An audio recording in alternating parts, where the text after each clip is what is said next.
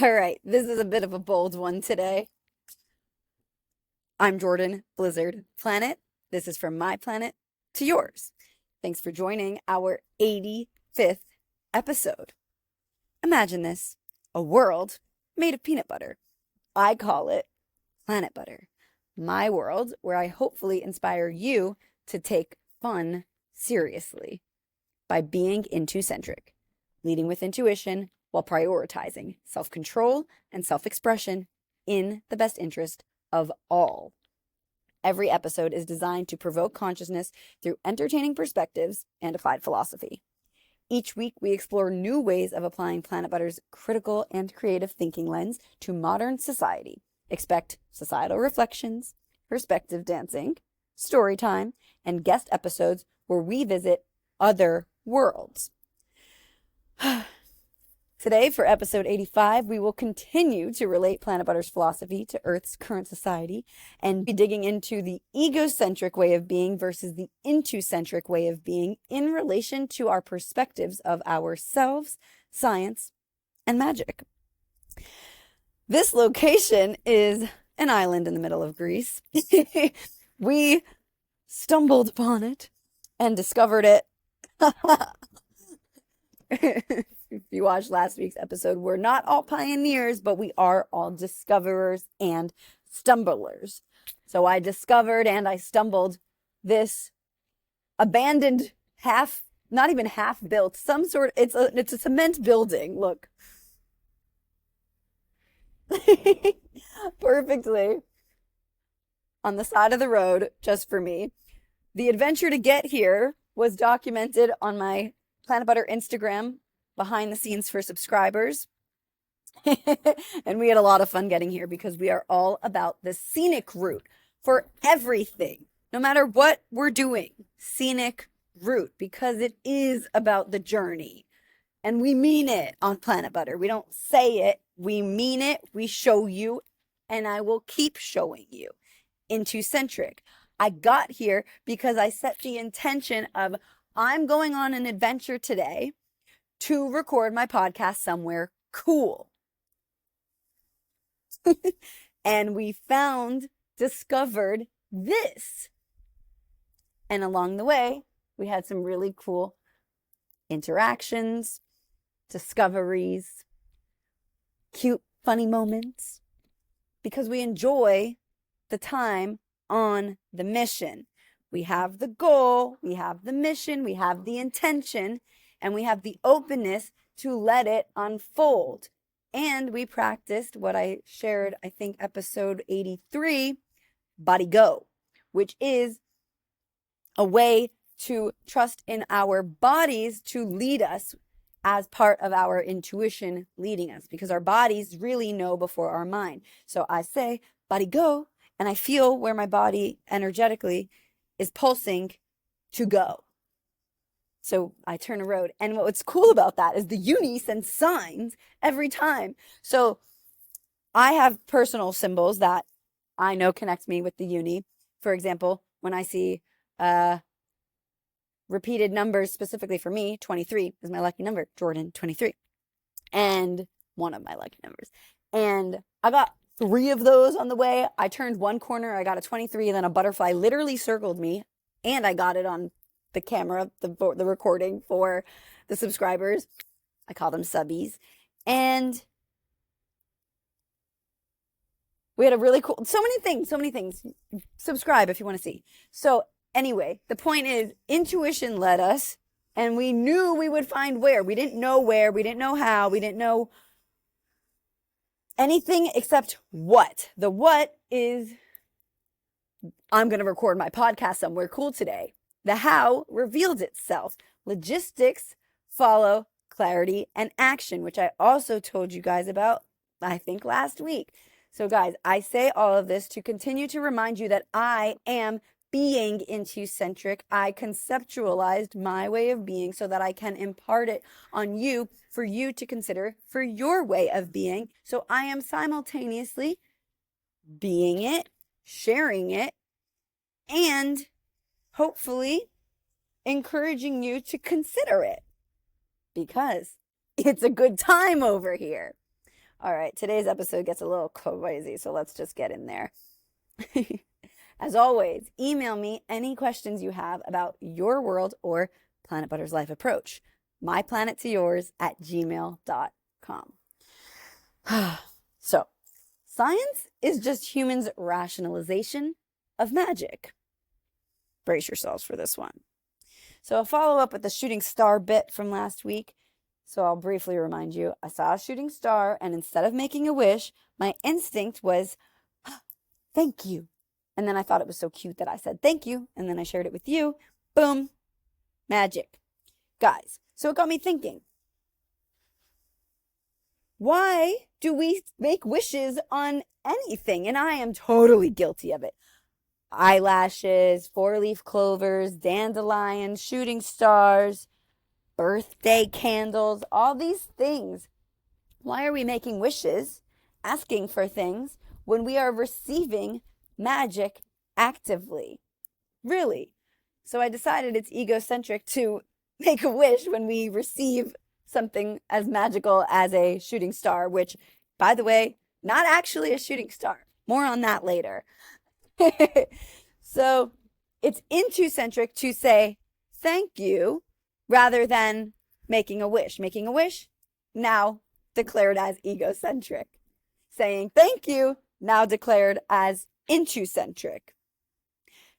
Because really what we can consider is that saying thank you is honoring that we are taking responsibility for ourselves in our co-creation of our existence, ourselves and the uni. Yeah. So instead of wishing for something, when we know we are showing up for the things that we would be wishing for, we can confidently say thank you for the shooting star, for the dandelion, for whatever it is that you might be making a wish on. Don't make the wish. Say thank you that you are being affirmed for what you are already showing up for, because you're being Intucentric. You're taking responsibility for yourself. You're leading with your intuition. You're prioritizing self-control and self-expression in the best interest of all. Say thank you to yourself and to the uni, co-creation. So building off of that, guys, people say it's the little things, but they're really talking about like the big things. It's like you appreciate the sunset or the sunrise or flowers. I remember I hung out with a friend a while ago. We went to some farm and I was stopping at like every flower because they were so gorgeous. And she thought it was so sweet that I was appreciating the little things. And I'm like, what are you talking about? Guys, these little things are the big things. Nature, the universe. So people talk about the little things, and those are actually the big things. And then they reference big things as those human things that really are the little things because we're humans and we're tiny. Being Intucentric is grounding ourselves in the fact that we are tiny with a huge impact and responsibility on each other and the universe, of course. But it's that groundedness of both being responsible and being part of something so much larger than we can possibly fathom.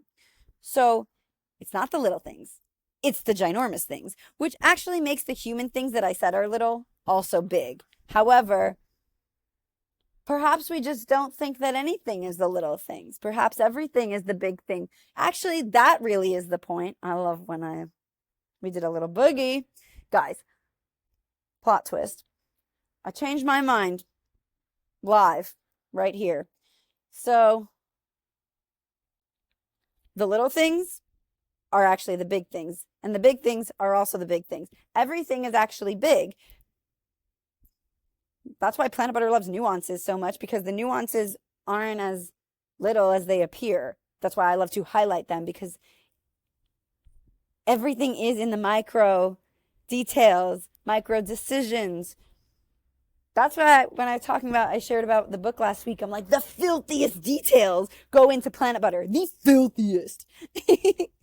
Filthy details. Because everything is in the details. And only I don't even know what goes into it. I just know they're filthy details. Like if you were asked me to reflect on it, I'm like, I don't know, but I know that 150 billion% of my existence is invested in Planit Butter. So something's going on. And that's why it's the micro details, because it's every tiny itty bitty decision, thought, micro seconds of our time on this earth fuels everything, which is why everything is big. There is nothing that's little, because everything influences everything. Oneness, uni, Intucentric. Keep it going. So, in the spirit of humans being tiny, let's ground this in a little practice, because I tend to do this a lot just because I think it's funny. And you know when something's funny and helpful, I love to share it. So, look at something in nature, whatever is available to you, be it the ocean, some mountains, maybe it's a giant tree. Look at it. 10 seconds. Then, when you start walking away, I want you to feel the length of your legs and look at the size of your steps and recognize how absolutely tiny you are. Like, tell your brain, I'm focusing on feeling the length of my legs. Not the movement, not the pulsing, not the energy of it, not the direction, the length. And realize how so small we are. We are so small. Just look at the space that we take up. Not much. Energetically, we can take up a ton of space. Yeah. But also energetically, we are squeezed into this tiny human suit, right? So, just for the sake of a grounding practice and realizing how tiny we are in relation to this big magical universe, feel the length of your legs. Now, up to the stars again. So, guys, I started to tell you, shooting stars are not actually stars, and maybe I'm the last to know this, but I don't think so. Shooting stars, not really shooting stars. And this is how we got there. I looked up the difference between a star, a meteor, a shooting star, and a planet. A star is a luminous sphere of plasma held together by gravity, undergoing nuclear fusion at its core. Translation, it's a large hot ball of gas that gives off light and heat. Okay? Then there's a meteor. A meteoroid enters Earth's atmosphere and burns up due to friction, producing a visible streak of light. So it's essentially a small space rock that burns when it falls through Earth's atmosphere. That is what a shooting star is. A shooting star is like our poetic way of saying meteor. Because it's seen as that quick streak of light. But it's not even a star, it's a meteor. So it's not even a shooting star or a shooting meteor. It's just a meteor, and we can just see it from Earth because it's close enough in the atmosphere, whatever the atmosphere even means. Somebody will label it, define it. Thank you. So we can see it. So we call it a shooting star, and then we make a wish. No. Now we say thank you, because that is magic we're witnessing, because it's something out there that we really can't comprehend, but we have labeled as shooting star and meteor. It's a little bit of a head spin, I feel like, but I think it's fascinating because I just love appreciating what we've labeled. What we've labeled. I just love it. I do. And hopefully you get some value from it. All right, next. So then a planet is a celestial body that orbits a star. It's massive enough to be rounded by its own gravity and has cleared its orbital path of other debris. So it's a large round object in space that moves around a star, like the sun. So here's the thing, guys. Space is just an area of nonsense with things floating that we have conceptualized as planets, stars, and meteors. So again, science is the rationalization of magic. And magic is the simple way to word what we don't freaking know, right? Mysterious, cool, which reminds me, my latest Blizzard's dictionary word, magicool. The definition is, it is as the uni does. Magicool. So here's the thing. We rationalize things, which humanizes them in an egotistical sense, the societally conditioned mind sense. So where rationalization is an attempt to create understanding, where there's inherent impossibility of understanding. So basically, what we can't understand, the egotistical mind attempts to rationalize it. Cute man on a bike.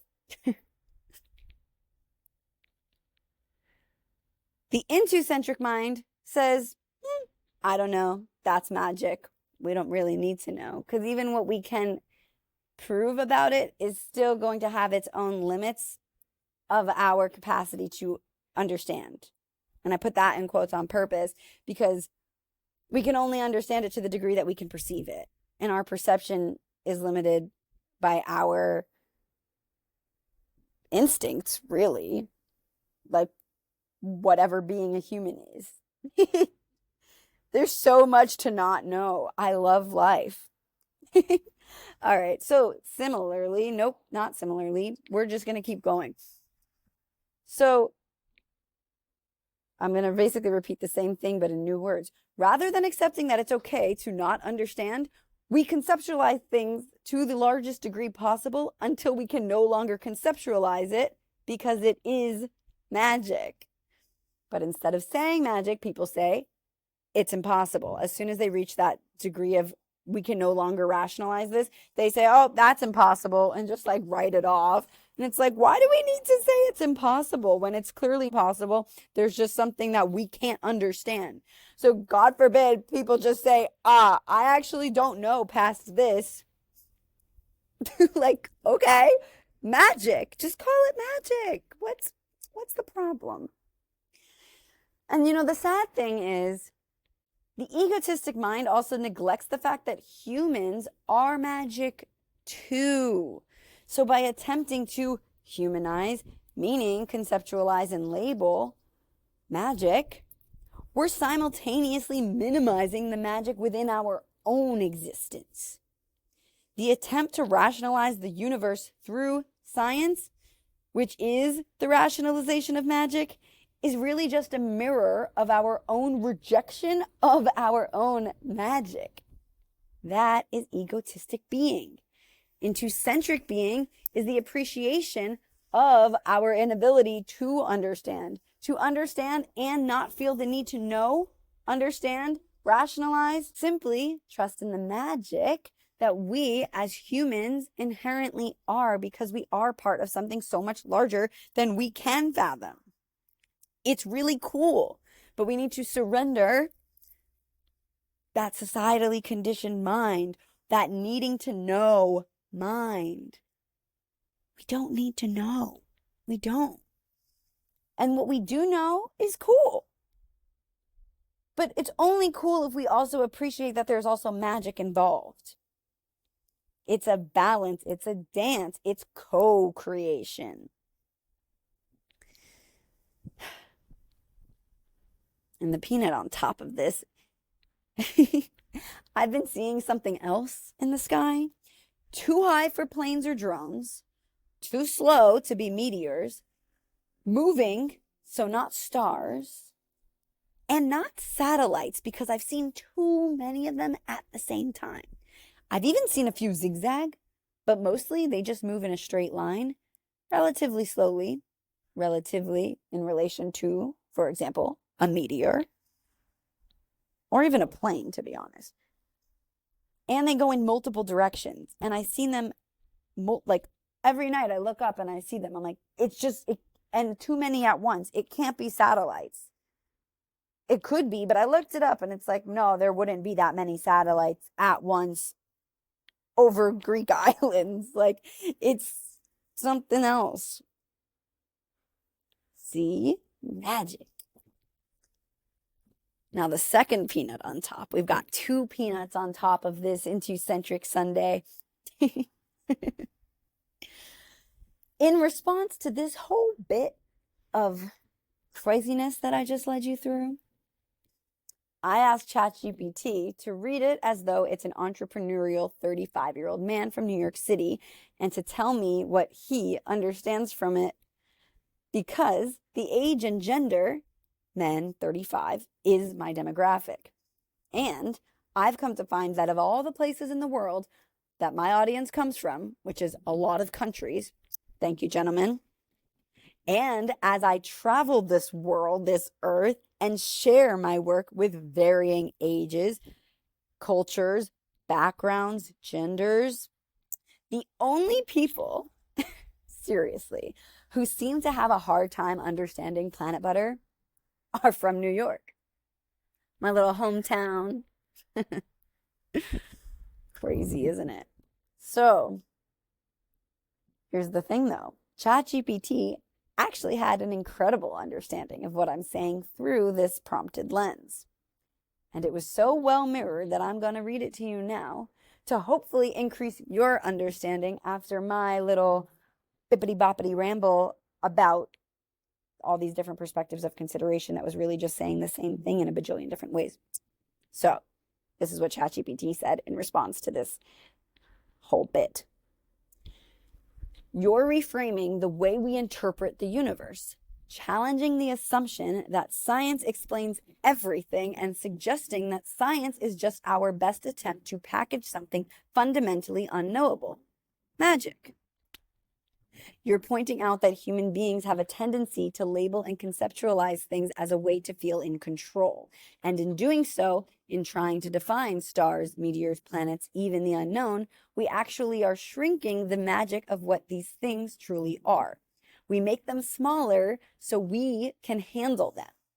You're saying that when we hit the edge of our ability to define something, instead of just admitting that it's unknowable or beyond us, we call it impossible. But you're flipping that, saying if we can perceive it, then it exists.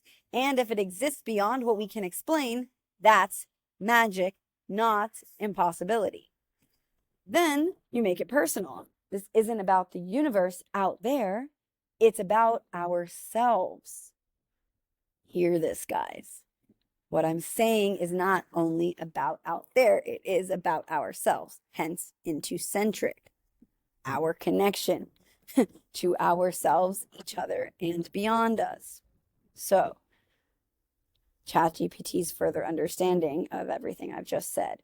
When we try to rationalize everything, we're also rationalizing away our own magic, the vast unquantifiable nature of being human. And that's what you call me, I call egotistic being, the part of us that clings to explanation because it fears the unknown. ChatGPT says, you then contrast with Intucentric being, which as I take it is a mode of being that welcomes the unknown. The wind is shaking the computer. It's like a roller coaster.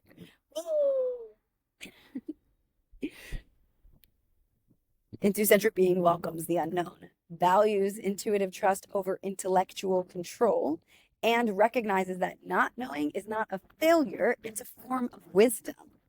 It's about being aligned with magic, not trying to dissect it. So what I take from this quote overall, what ChatGPT takes from everything I just shared with you, is science is useful, but limited. Magic isn't fake. It's the real, vast, indescribable nature of everything we've tried to shrink into explanations. The more we cling to labels, the more we distance ourselves from what we actually are, magical beings in a magical universe. And true wisdom is letting go of the need to know and trusting in the truth that can't be put into words. That's the end of what chat says about everything I just said. And what's beautiful about that is that it can't be put into words entirely. I do my best, obviously, books, podcasts, publication. I do my best. That's also why I say, stick with me. I'll keep showing you how, because I am living it. I am being what I do my best to put into words. And by living it, I'm hopefully demonstrating what I'm talking about, because it is so difficult to put into words. But I really do my best. And I think by embodying it, the results as they accumulate over time will further become the proof that society loves. And I love proof too, but I don't need proof. That's what real trust is, not needing proof because you trust. Oh, yeah, guys, we're doing great. So, in the spirit of the uni, as always, communicating with us. I may have said this before. I've wanted to if I haven't. And if I didn't, there was a reason. So now I'm going to share with you guys that the uni is specific, not direct. So in the span of 7 days, when I arrived at this Greek island, I got off the bus. First, I got off the boat. Got my Jordan 23 symbol almost instantly. Then I got off the bus and I was literally swarmed by butterflies. Literally one after the next, 4 of them, just like zoop, zoop, zoop, zoop, 4. Then the first night, a cat was on my patio. The next day, a dead cat. Thankfully not on my patio, but right outside the hotel. Then I was talking to the ocean about my Intucentric life, my declarations of clarity. And the ocean literally was picking up speed during my intense declarations, which made sense because it was like meeting my vibration. And I was sitting on these rocks. It wasn't just ocean waves. It was like splashes, which are waves, obviously. But it was this tiny corner where the ocean just very specifically picked up speed as I was very passionately talking. And then it slowed down when I stopped and I noticed, right? So I was like, wow, thank you so much, ocean. Give me one more kiss. And the ocean picked up speed again. And I was like, holy shit, that was so cool. But it makes sense because we're co-creating. That's the magic of the uni is this ocean moving in response to me. And my vibration is working with the ocean's vibration. So it makes sense, but it is magic. And it doesn't need to make sense, but it makes sense because it doesn't make sense. We're appreciating that it's nonsensical. Intucentric. Then, carrying on with the uni being specific and not direct. 2 days, not in a row. 1 day was spaced between them. I rescued a ladybug from the pool twice. And both times I just happened to go into the side of the pool for a quick dip after my workout. And that's where the ladybug was. So, fate and fascinating and specific. So the uni, I don't know what this means, right, guys? But we don't need to know what it means. But the uni was affirming me, my path. And we could interpret a lot of things symbolically from this. 2 ladybugs, both essentially drowning in the pool. And I rescued both. And both times the ladybug stayed on my hand for an extended period of time. Crazy. And later, one of those days, a bug called a true bug landed on me when I was taking a break from my work. Also stayed on my hand for like 15 minutes. Really interesting. Again, specific, not direct. We don't know what that means, but it is specific. And because these things don't happen all the time, we can appreciate that it is specific. Yeah. Then this was a cool one. Then my room at my hotel has this little patio, and I like to keep the doors relatively open, but there's a little lock. So there's about maybe like 2 inches of space cracked open on this door, and 2 pink flower petals. One flew in to my room, and I was like, oh, that's so pretty and cute. And I didn't pick it up. I just thought it was pretty and cute. I was like, I'm going to leave it. And about 15 minutes later, the second petal comes in the room right next to it.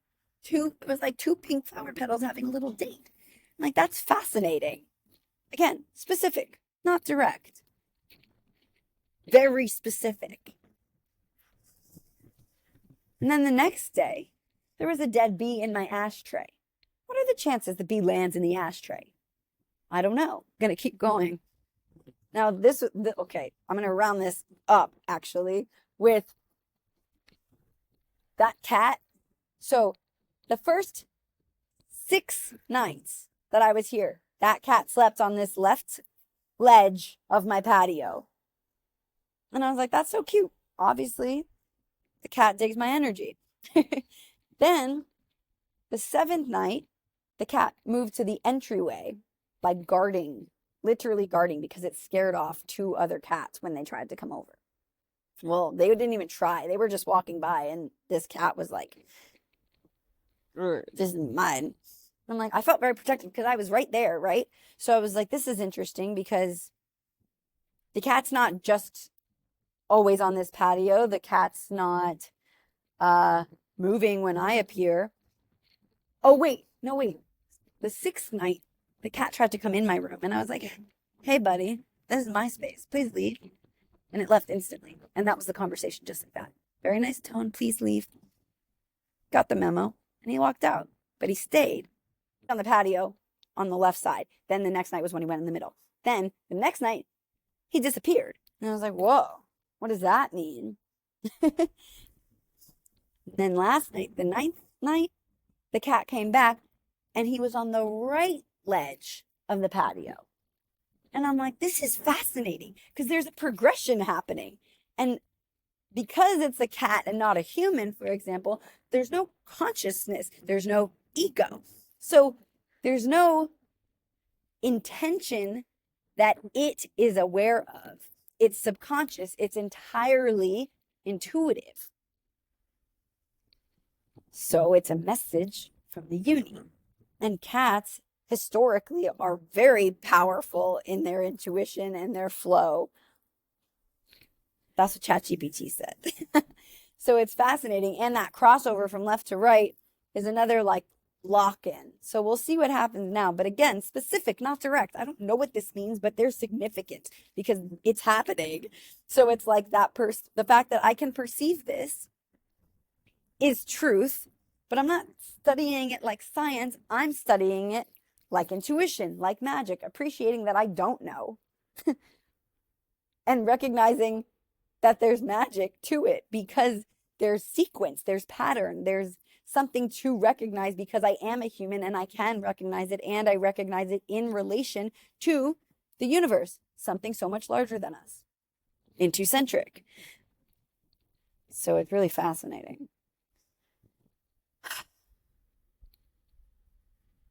Lastly, the answer is always now. And what I mean by that is, example, I was walking to the beach. Now, the intention was a walking adventure. I set the location, intention, but it was a loose intention. It's not like the way this mission was, I'm recording the podcast somewhere cool. The intention was a walk. The destination was the beach, but the destination doesn't need to be the destination. It's the openness to the flow.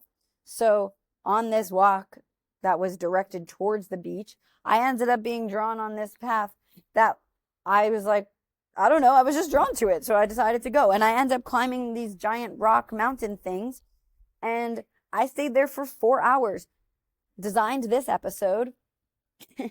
And here's the thing. For a split second before I decided to go down that path, I had the thought, do I go check this out now or do I go to the beach first?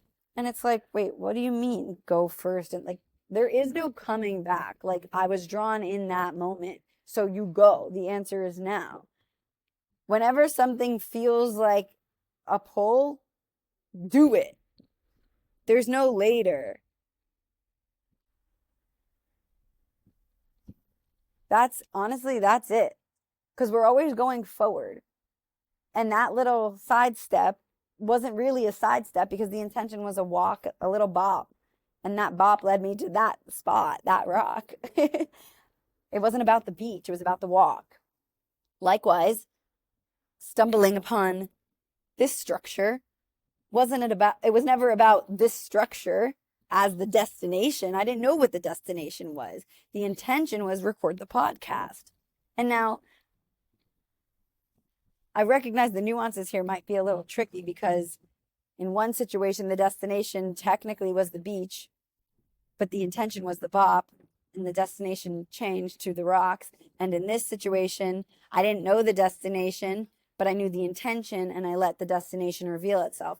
So that's where it just becomes context-based, boundary-oriented, and we respect our boundaries, the first core method of being Intucentric. It's a whole boogie. I'll tell you everything you need to know in Intucentric, your healthy ego. PlanitButter.com. That's all I've got for you guys today. We did it again. Ta-da! Email me any questions you have about your world or Planit Butter's philosophy. I'll answer on the show if you want. myplanettoyours@gmail.com. Thanks for visiting Planit Butter, my world made of peanut butter, where I hopefully inspire you to take fun seriously by being Intucentric. Stick with me. I'll keep showing you how. It's not easy, but we can choose to make it fun. From my planet to yours, Jordan, Blizzard, Planet. I'll see you Thursday.